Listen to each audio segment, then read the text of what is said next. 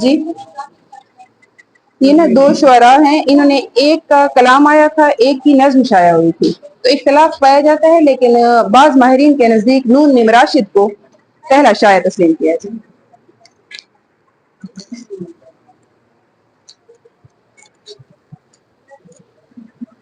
رانی کیتکی کی کہانی لکھ لیا تھا؟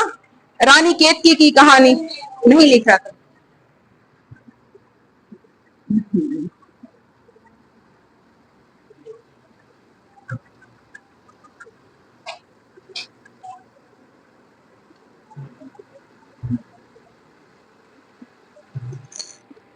رانی کیتکی کی کہانی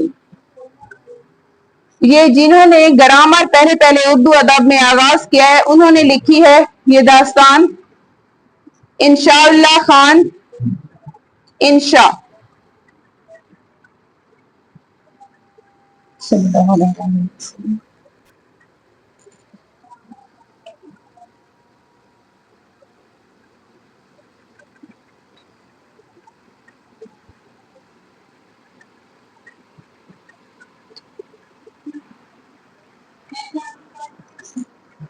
کون سا قصہ چہار درویش؟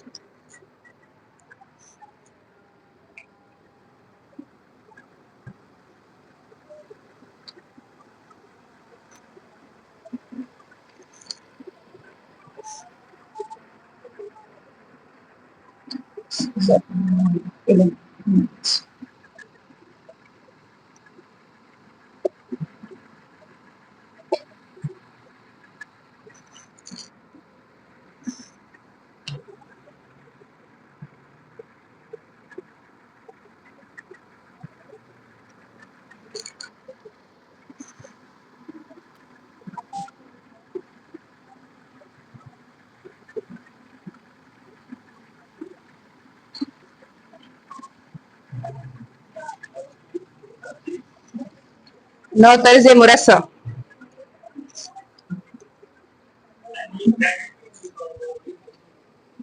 امیر خسرو کے سامنے لکھا ہوا ہے خواجہ نظام الدین اولیاء، یہ آپ لکھ لیں، میں ڈیٹیل بتاتی ہوں۔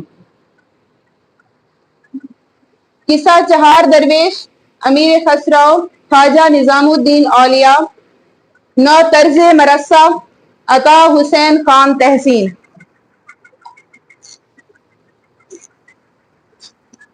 قصہ چہار درویش امیر خسرو سے منسوب کی جاتی ہے، اس میں چار درویشوں کا قصہ یعنی کہانی یا ایک داستان جو ہے وہ بیان کی گئی ہے۔ امیر خسرو خواجہ نظام الدین اولیاء کے مرید تھے اور ان سے کافی عقیدت رکھتے تھے۔ خواجہ نظام الدین اولیاء جب بیمار پڑ گئے تو ان کا دل بہلانے کے لیے امیر خسرو نے انہیں یہ داستان سنانی شروع کی، ایک مختلف انداز میں، ایک نئے پیرائے میں چار درویشوں کا قصہ اور کبھی نہ ختم ہونے والا قصہ چھیڑ دیا۔ اس کے بعد قصہ چار درویش کو ایک نئے انداز میں عطا حسین خان تحسین نے لکھنا شروع کیا، نو طرز مرصع کے نام سے۔ مرصع کا مطلب ہے جواہرات سے جڑی ہوئی ایک نئی طرز، ایک نئے طریقے سے عطا حسین خان تحسین نے اسے لکھا۔ نیکسٹ ہے باغ و بہار، بہت اہم ہے یہ داستان۔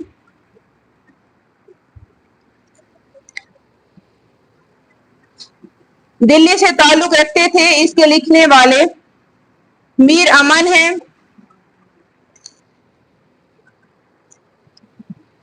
جوہان گیل کرسٹ، اردو ادب میں ایک اہم نام ہے جان گیل کرسٹ، اس کے حوالے سے آگے ڈسکشن آئے گی، فی الوقت اسی کو لکھ لیں۔ ان کی فرمائش پہ میر امن نے یہ داستان لکھی تھی اور یہ بھی اسی کو دیکھ کر لکھی تھی۔ ماخذ اس کا یہ ہے، نو طرز مرصع سامنے رکھی، اسے سلیس اور اچھی نثر میں باغ و بہار کی شکل میں لکھا۔ دلی سے تعلق رکھتے ہیں، میر امن نام ہے، جان گیل کرسٹ کی فرمائش پر لکھا، کلکتہ سے فورٹ ولیم کالج میں۔ یہ آپ کی کم سے کم 7 آپشن بن رہے ہیں، فورٹ ولیم کالج میں لکھا۔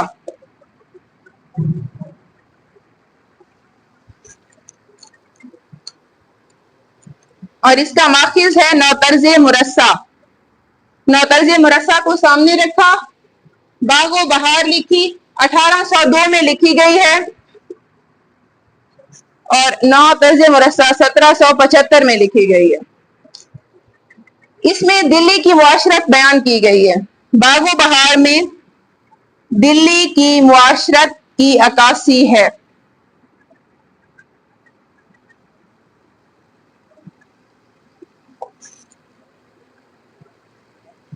داستان امیر حمزہ,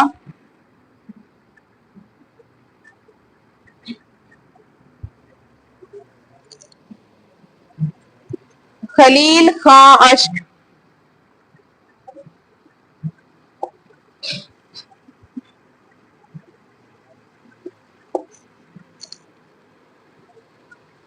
آرائش محفل طوطا کہانی, آرائش محفل, ویری گڈ. طوطا کہانی, طوطا ایسے لکھیے گا, پچھلی اردو میں جو متروک ہو چکی ہے اس میں ایسے ہی لکھا جاتا تھا. حیدر بخش حیدری.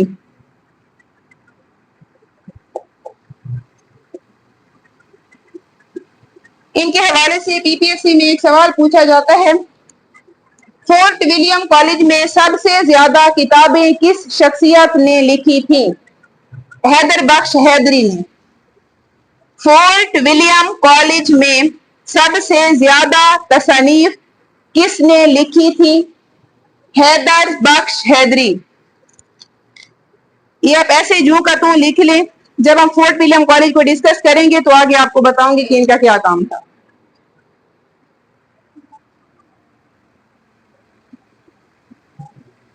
مذہب عشق, نہال چند لاہوری. آپ کو یہ پتا ہے کہ آپ یہ کیا چیزیں لکھ رہے ہیں؟ چلیں اچھی بات ہے. ویسے یہاں سے آوازیں زیادہ آئی ہیں اور یہ سارے خاموش ہیں, یعنی انہیں پتہ ہی نہیں ہے کیا لکھے جا رہے ہیں, کوئی حال نہیں ہے. ہفتے گلشن,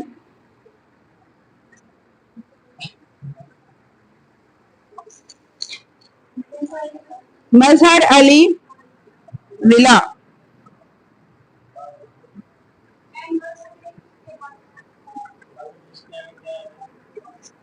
مذہب عشق کے آگے لکھا ہوا ہے نہال چند لاہوری. نہال چند لاہوری.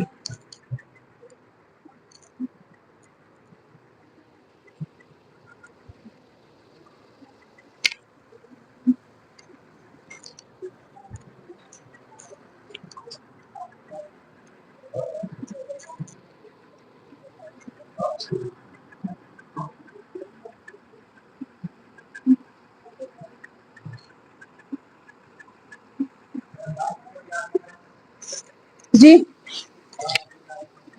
ہفتے گلشن مظہر علی ولا. ہفت گلشن مظہر علی ولا. یہ ہے جسے ہم بچپن سے پڑھتے آئے ہیں, الف. اس داستان میں اسے پڑھا جائے گا الف لیلا و لیلا. الف کا مطلب ہے ہزار, لیلا کا مطلب ہے رات. ٹھیک ہے, ہزار راتوں کی داستان. اس کے دو تراجم ہوئے ہیں اور دونوں مشہور ہیں. رتن ناتھ سرشار نے اس کا ترجمہ کیا ہے. عربی داستان ہے یہ. رتن ناتھ سرشار 1901 میں, منشی شمس الدین احمد. اس کے علاوہ بھی بہت سے لوگوں نے اس کے ترجمے کیے ہیں, یہ زیادہ مشہور ہیں اور اس کے حوالے سے سوال پوچھا جاتا ہے. منشی شمس الدین احمد.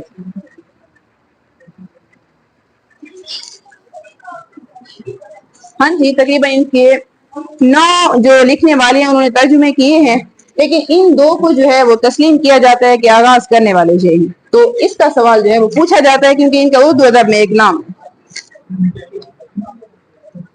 فارسی, سوری عربی. عربی داستان ہے یہ, اور اسے اردو میں ترجمہ رتن ناتھ سرشار نے کیا ہے.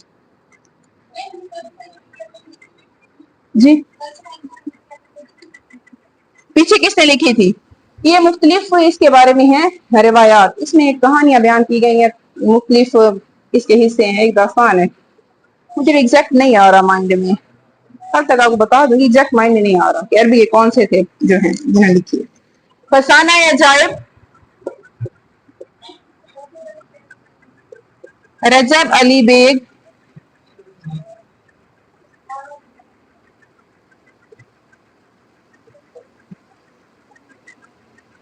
سرور، اسے ہم سرور پڑھتے رہے ہیں، مجھے بعد میں پتہ چلا کہ اسے سرور پڑھا جاتا ہے۔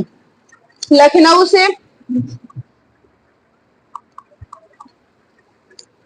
1825 میں لکھی ہے، اہم داستان ہے۔ فسانہ عجائب رجب علی بیگ سرور، لکھنؤ سے، انہوں نے اس داستان کو رامپور میں بیٹھ کر لکھا،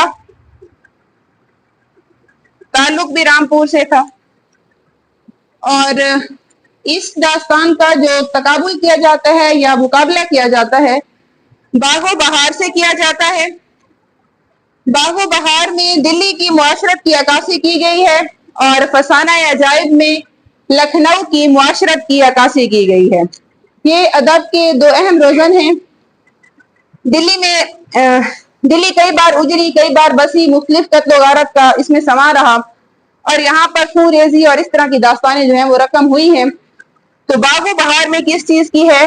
دلی کی معاشرت ہے، یعنی دکھ درد کی داستان ہے۔ لکھنؤ جو ہے اس میں عیش و عشرت کا سامان ہے، یہاں پر بادشاہ جو ہیں ان کے پاس بہت زیادہ دولت ہے، اچھی زندگی گزار رہے ہیں۔ دلی سے جو شعراء جا رہی ہیں یا پھر جو نثر نگار جا رہے ہیں انہیں ہاتھوں ہاتھ لیا جا رہا ہے اور انہیں مختلف جو ہے فیسلٹیز سہولیات مہیا کی جا رہی ہیں۔ تو یہ جو ہے یہ بندے لکھنؤ میں بہت سیٹل ہو رہے ہیں، لیکن دلی میں دکھ درد کی داستان ہے، لکھنؤ میں عیش و عشرت کی داستان رقم کی جا رہی ہے، اور اسی لیے فسانہ عجائب کو کہا جاتا ہے کہ انہوں نے باغ و بہار کے مقابلے میں یہ داستان پیش کی تھی۔ ٹھیک ہے، سمجھ آ رہی ہے؟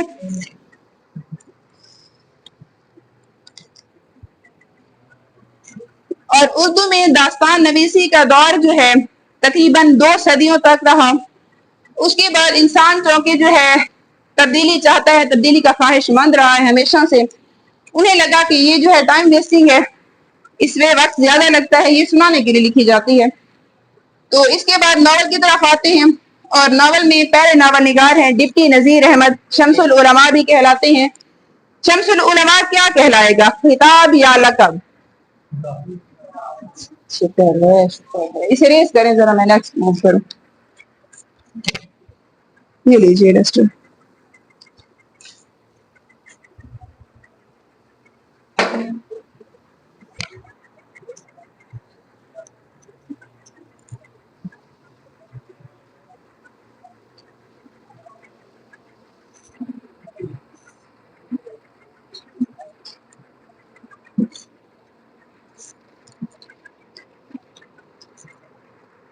ناول کی سمجھ آ گئی تھی؟ ریالٹی فیکٹس اس میں ہوتے ہیں۔ کبھی کبھار ہم چاہ رہے ہوتے ہیں کہ ناول کی اینڈنگ ایسی نہ ہو کہ لیڈ رول مر جائے یا جو مرکزی کردار فیمیل اداکار رہی ہے وہ مر جائے، تو ہم نہیں چاہ رہے ہوتے ہیں، لیکن چونکہ ناول لکھنے والے کو پتا ہے کہ اسی چیز سے ناول جو ہے وہ سپر ڈوپر ہٹ ہو جائے گا، تو وہ کیا کر دیتا ہے، لاسٹ میں جا کے کریکٹر کو مار دیتا ہے، تو اسے کہیں گے ٹریجک اینڈ۔ سمجھ آ رہی ہے المیہ؟ چلیے، پہلے ناول نگار، ٹھیک ہے،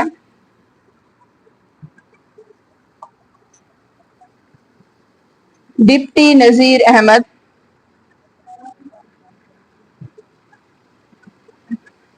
اردو ادب کا بہت بڑا نام ہے، یہ نسل در نسل اردو ادب کی خدمت کرتے رہے ہیں، ان کے پوتے مشتاق احمد یوسفی ان کی نسل سے آ رہے ہیں۔ ڈپٹی نذیر احمد پہلا، ہاں جی، پہلا ناول، سوری، مشتاق احمد یوسفی جی، ہاں جی، میرا کدھر،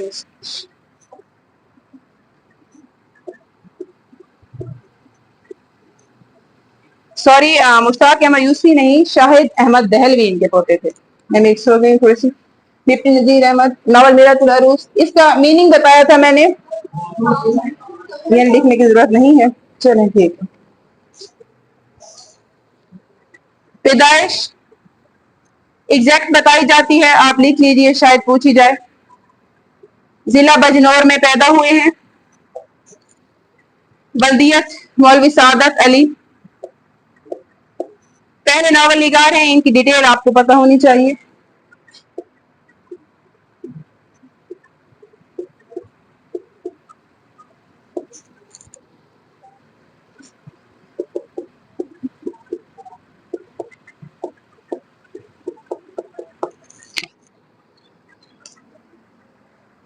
इसके बाद वफात लिखें।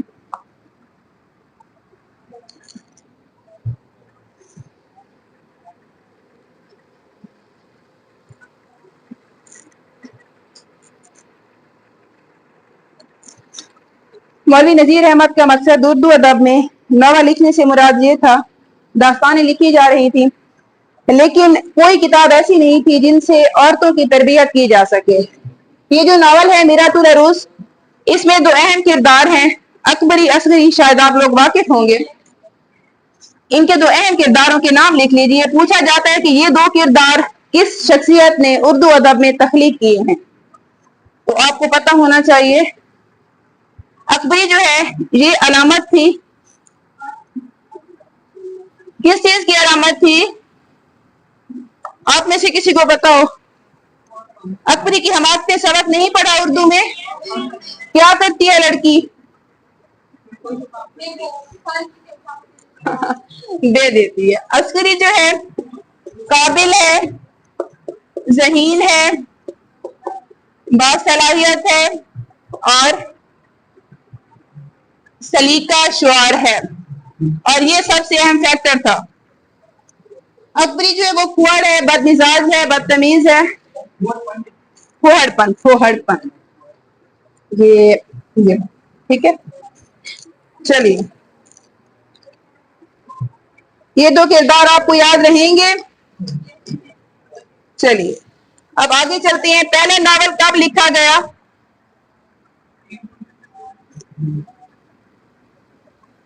1869 में।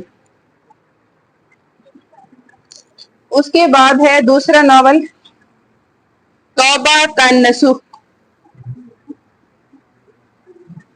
इनके नावल में तरतीब नहीं है, कुछ इनकी एक साथ पहले आए, कुछ बाद में। बिनातुल नाश,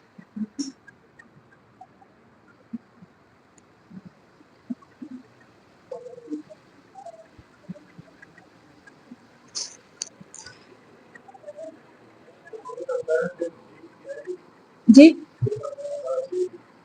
इन्हीं का किरदार है, तौबा तन्नसुख में है। मैं लिखवा रही हूँ साथ साथ किरदार इनके। तौबा तन्नसुख में आएगा जाहिरदार बेग किरदार है। इसके अलावा नसू हैं,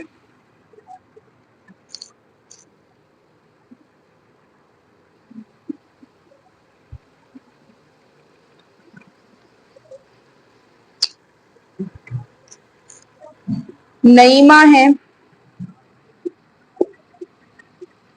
मियाँ फितरत है,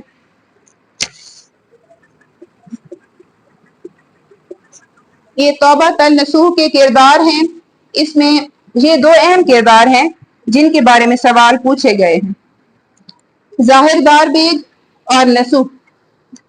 डिप्टी नजीर अहमद की यहाँ किरदार निगारी में जैसा किरदार का नाम रखा जाता है वैसे ही वो किरदार जो है वो अपना अमल तश्कील देता है। यानी अगर इसका नाम नसू है तो ये बंदा आपको हर जगह किरदार में नसीहत करता नजर आएगा। बिनातुल नाश, इसका सवाल जो पूछा जाता है कि इसका मतलब बताएं, इस लफ्ज का मतलब। 7 सितारे यादुब अकबर, इसका मतलब पूछा जाता है। तौबा तन्नसूह का मतलब है गुनाहों से तौबा करके अल्लाह की तरफ रजू करना। अगला नावल इनका है फसाना मुब्तला।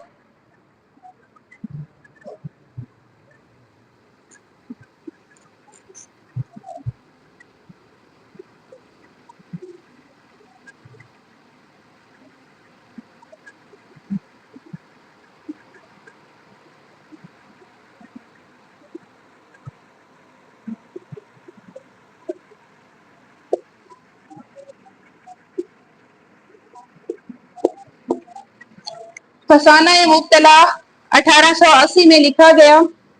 किरदार है गैरत बेगम, हरियाली बेगम। मुब्तला, मुब्तला यहाँ पर लड़के का नाम है। उसके बाद ये तो अहम है,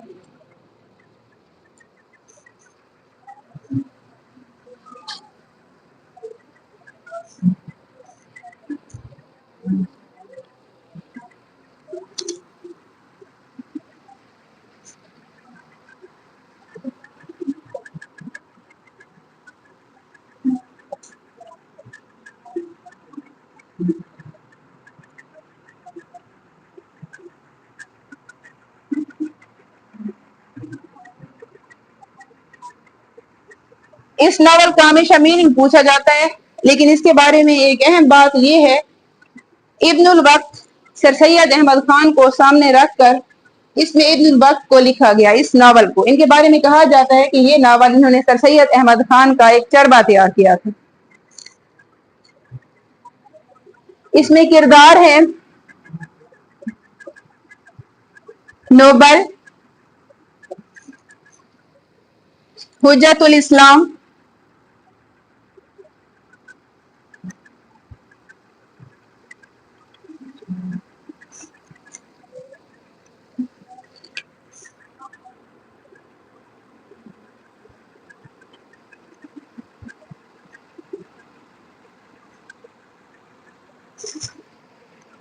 यानी कहा जाता है कि ये नावल सर सैयद की नकाली के लिए लिखा गया, हालांकि ये दोनों बेहतरीन दोस्त थे। अयामा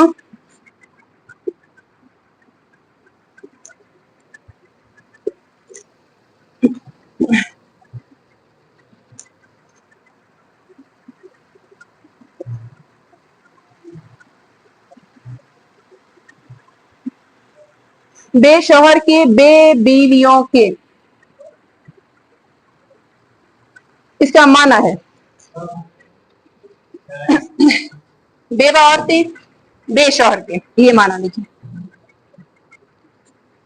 रुआए सादिका, ये उनके नॉवल है, याद रखिएगा, मिक्स मत कर दीजिएगा। हम नॉवल निगारी का आगाज किए हुए हैं, तो आपने गौर से लिखना है कि ये आप नॉवल लिख रहे हैं। रुआए सादिका सच्चे ख्वाब, बीवियों की या बेवा लिखी, बेवा औरतें। अयामा का मौना है बे शौहर के, और आगे है बेवा औरतें, ये लिखना।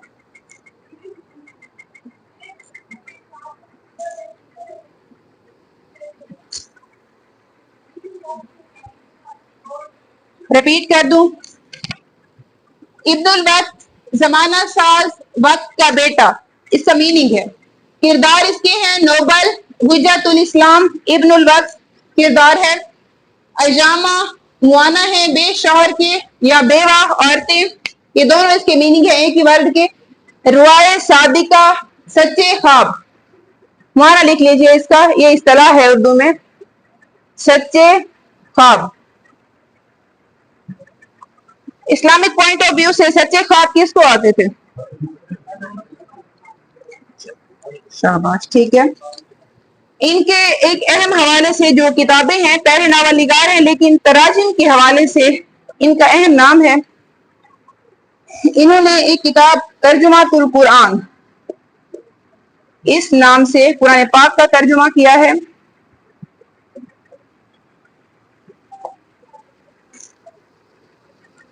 ताज़िराते हिंद, ये किताब शायद पहले इंग्लिश में थी, इसे उर्दू में लिखा है। ताज़िराते हिंद कानून साजी की किताब थी, 1860 से 61 के दरमियान ये लिखी गई है।